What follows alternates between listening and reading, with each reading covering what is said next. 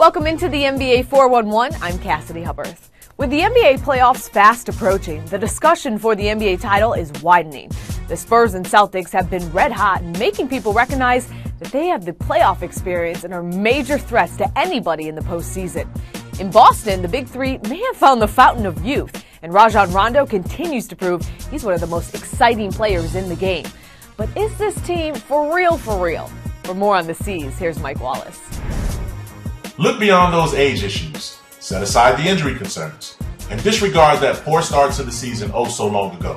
Why? Because these Boston Celtics appear to have turned back the clock and are peaking at just the right time. Several factors explain it, but you can start with the play of point guard Rajon Rondo, who has executed since the All-Star break like a true MVP candidate. From there, examine the re-emergence of Kevin Garnett, who moved to center and has somehow regained some of his form back from those old Minnesota days. It's all wrapped around the recent production of Captain Paul Pierce, the NBA's reigning Eastern Conference Player of the Month. Mix in a surprisingly productive supporting cast and a defense that still remains in the top 3 in the league, and this question becomes easy to answer. Are these Celtics for real? Just ask any potential opponent that could line up against them in the playoffs.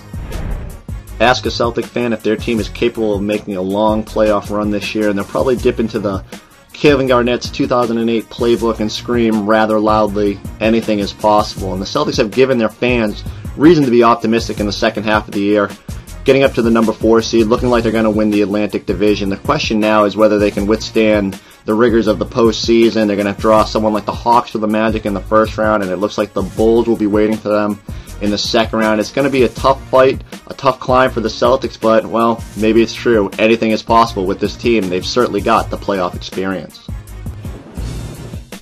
Thanks, Chris. Now, while the Celtics are still battling for positioning in the middle of the pack in the East, the Spurs already clinched the Southwest and are in a tight battle with the Thunder for the top seed in the West. With a healthy Tim Duncan, Manu Ginobili, and Tony Parker, our Kevin Arnovitz explains why the Spurs may be one of the league's most dangerous teams. Are the Spurs for real? Well, if you want to see an authentication number, I'll tell you it's etched right on the flip side of Greg Popovich's whiteboard. The Spurs have the league's most efficient offense. They almost never turn it over, almost never foul you, and almost never give you a second look at the basket. I know skeptics will point to their unceremonious exit from last year's postseason, but if I was an opposing coach, I wouldn't want anything to do with San Antonio. Heck yeah, the San Antonio Spurs are contenders. Think about this. They lost Manu Ginobili, inarguably their best player at this point, for a good chunk of the season. When they did, the talk was they should just throw it in and start rebuilding.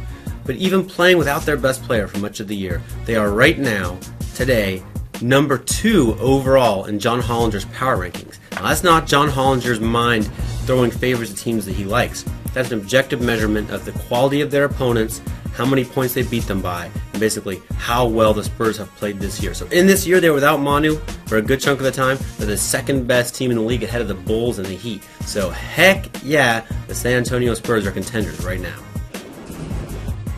Thanks, guys, for all your latest NBA news. Stay tuned to ESPN.com.